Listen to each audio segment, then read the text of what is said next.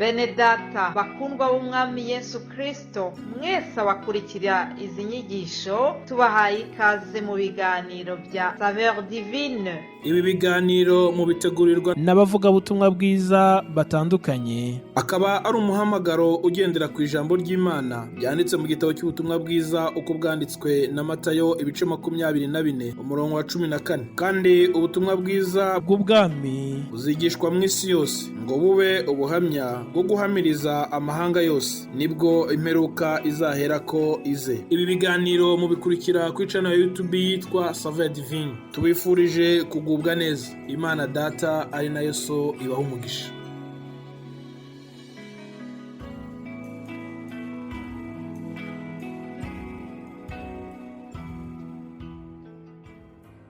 Amahoro y'Imana abane namwe bavukanye mwese muri Kristo Yesu.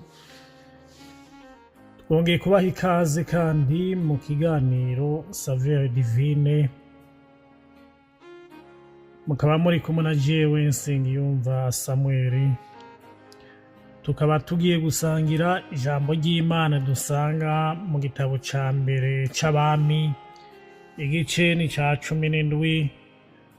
Turahera ku murongo wa 17 turageza ku murongo wa 24. Haravuga ngo ijambo ry'umutwe muri Bibiliya y'Ikirundi havuga ngo Eliya azura umwana w'uwo mupfakazi. Hanyuma y'ivyo umwana w'uwo mugore nyene urugo aragwara, indwara yiwe irakomera, araremba gushitsa aho atagihumeka. Nyina barira Eliya ati, twapfuye iki ga muntu w'Imana? Waje wanje kwibukiriza ivyaha vyanje no kunyicishiriza umwana? Eliya aramubarira ati, mpo mwana wawe. Nuko amumukura mu gikiriza, aramuterura, amwurirana mu cumba co hejuru mw'igorofa aharara, amurambika ku buriri bwiwe. Araheza atakambira Uhoraho ati, ewe Uhoraho Mana yanje, mbega uwo mupfakazi yampaye indaro umuteje ibyago ngo umwicire umwana? Maze yubarara kuri uwo mwana incuro 3, atakambira Uhoraho ati, ewe Uhoraho Mana yanje, ndakwinginze ubugingo bw'uwo mwana bumugarukemwo. Nuko Uhoraho yumvira Eliya, ubugingo bw'uwo mwana bumugarukamwo, arahembuka.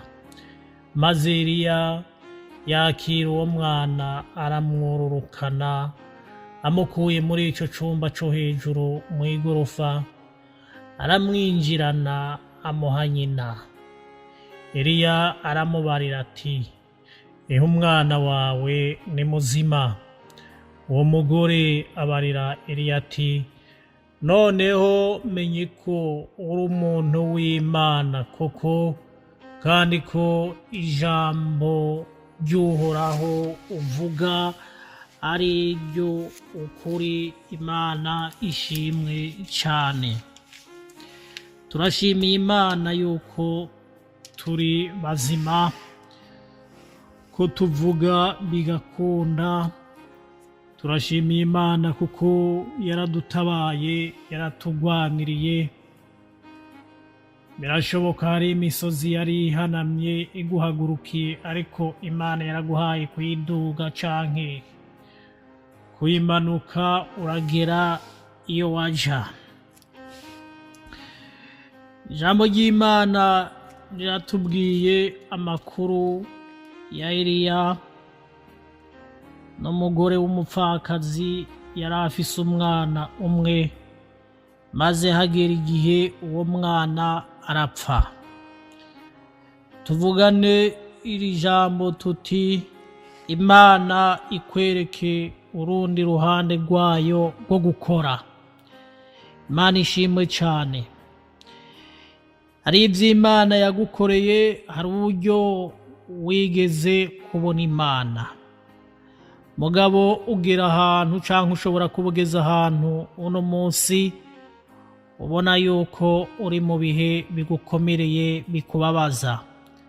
None ndinginga Imana Data wa twese wo mu ijuru kugira ngo Imana ikwereke urundi ruhande rwayo rwo gukora nk'uko yagweretse uno mugore mbere na Eliya ikarumwereka, n'abavyumvise bakamenya yuko Imana yamana urundi ruhande rwo gukora, yamana akandi karyo. Imana ishimwe cyane. Uwo mugore w'umupfakazi Bibiliya tubwira ko ari uwi Zarifati, niho Imana yarungitse Eliya imwimuye imukuye kuri wa mugezi Keriti, aho ibikona byamusanza umutsima n'inyama imisi yose.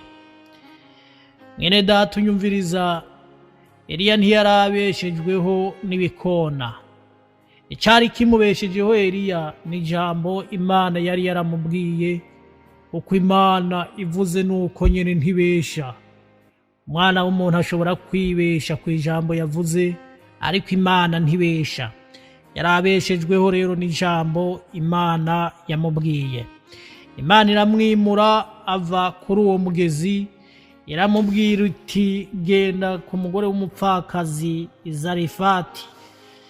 Uwo mugore afise ubuzima butameze neza, ari umukene n'umwana wewe. Bibiliya iratubwira yuko Eliya Imana yamukoresheje ibikomeye aho hantu kuri uwo mupfakazi. Agafu ntikigeze kabura, nubwo yari asanze asigaranye agafu ko gucumba rimwe gusa, hanyuma ngo bagapfa be n'umwana wiwe. Yari yihebuye.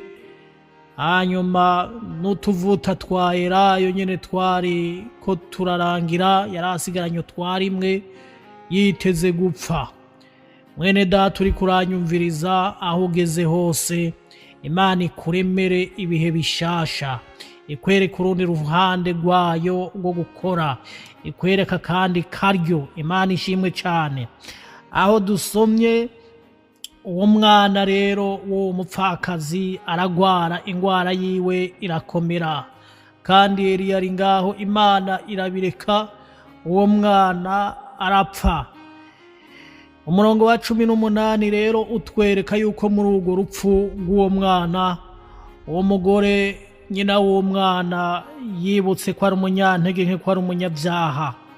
Reka ndakubwire mwene data, ibyo turiko turacamo byose twibuke yuko turi abanyantege nke. Ni Yesu wenyine adushoboza, niwe mutabazi wacu, niwe mwizigirwa dufise, niwe atugarurira amahoro n'umunezero. Imana ishimwe cyane.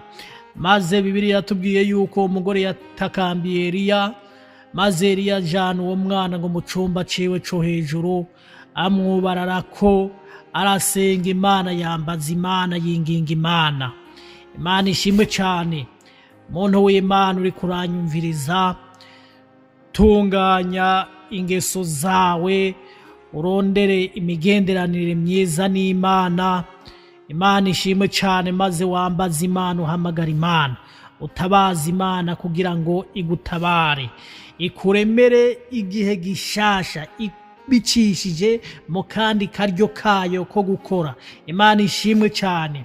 Na Eliya yabonye ikindi gitangaza Imana ikoze mu kuzura uno mwana.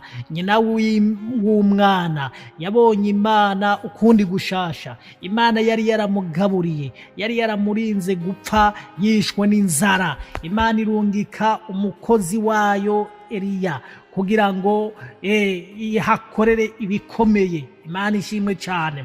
None Imana imwiyeretse ukundi gushasha, umwana wiwe iramugize muzima, iramuzuye yari yapfuye. Birashoboka kuri kuranyumviriza nawe ufise ibyawe ubona yuko byapfuye, tabaza Imana, Imana irabigira bizima. Birashoboka yuko uri kuranyumviriza umwana wiwawe bitameze neza, tabaza Yesu aragutabara. Birashoboka kuri kuranyumviriza ugwaye, tabaza Yesu aragutabara. Birashoboka kuri kuranyumviriza uwo mwubakanye uri mu ntambara, uri mwirinde rikomeye, nta mahoro mugifise, ntimwumvikana, tabaza, Yesu aragutabara. Nanjye ndinginga Imana, ukuboko kw'Imana kwagaruye uno mwana kukamuzura akaba muzima, ubugingo bwiwe bukamugarukamwo. Ukuboko kw'Imana kugarure ibyawe byari bigeze kure. Imana ishimwe cyane, Imana ishimwe cyane. Ukuboko kw'Imana kukugarurira ibyawe byari byanyazwe na Satani n'abadayimoni. Imana ishimwe cyane. Ukuboko kw'Imana kugutabare, ukuboko kw'Imana kukugwanirire, ukuboko kw'Imana kugucira inzira, ukuboko kw'Imana kukuremere ibihe by'umunezero n'amashimwe utangarira Imana. Imana ishimwe cyane. Mwene data uri kuranyumviriza, tuhagarare nko kuri uno murongo wa 18, dutangure turabe twebwe nyene imigenderanire dufitaniye n'Imana. Imana yatunezererwa ibyo turiko turajamwo, ibyo turiko turakora Imana irabinezererwa. Umaze kubona yuko by'ukuri Imana iranezererwa ibyo uri kurakora, tabaza Imana rero, komeza kuyinginga, komeza kuyihamagara, nturambigwe, ntiwihebure. Ibyo ugezemo byose kure y'Imana ntihabaho. Imana iragutabara, nta bidashoboka imbere y'Imana. Irabitegeka byose, irahamagara n'ibitari biriho, irabirema kugira ngo ikugirire neza, igutwenze. Yesu aguhezagire, Yesu akugirire neza, ineza y'Imana igusange aho uri. Imana ishimwe cyane, kandi Imana ikwereke urundi ruhande rwayo rwo gukora, rwo gukiza, rwo gutabara. Shalom, shalom.